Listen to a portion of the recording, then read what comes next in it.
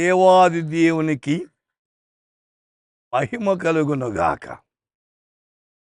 ధరా ఈ దినము దేవుని వాక్యాన్ని యూట్యూబ్ ద్వారా ధ్యానించేదానికి ప్రభు ఇచ్చిన కృపను బట్టి స్తోత్రాలు.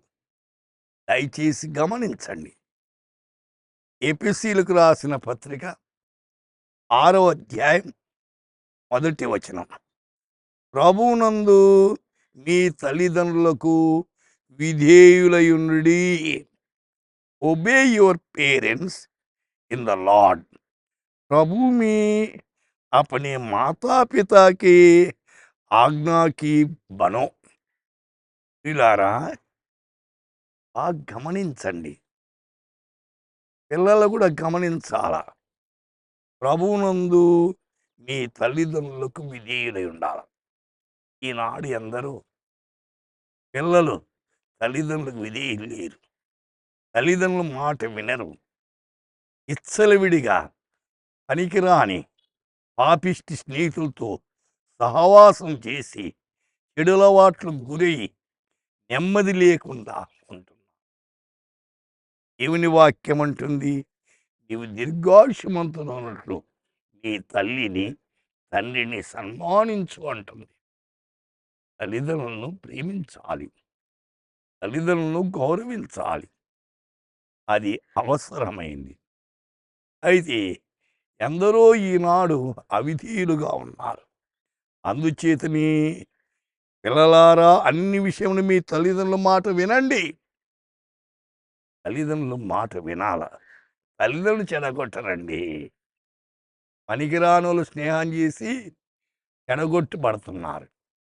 తల్లిదండ్రులు ఎప్పుడు కూడా తమ పిల్లలు బాగుపడాలని ఆలోచిస్తారు. అయితే తల్లిదండ్రుల మాట వినండి.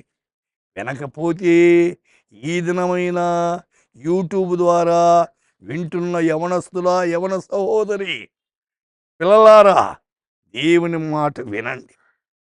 అందుచేతన సామెతల గ్రంథకర్త ఒక మాట అన్నాడు, 6వ అధ్యాయం, నా కుమారుడా నీ తండ్రి ఆజ్ఞను గైకొనుము, నీ తల్లి ఉపదేశము త్రోసివేయకము.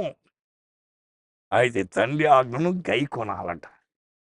తల్లి యొక్క ఉపదేశాన్ని త్రోసివేయకూడదట. నువ్వు ఎన్నిసార్లు త్రోసివేసావు? ఎన్నిసార్లు నిరాకరించావు? అందుకే దైవ దీవెన పోగొట్టుకుంటావు. తల్లిదండ్రుల మాట వినండి, దైవ దీవెన పొందుతావు.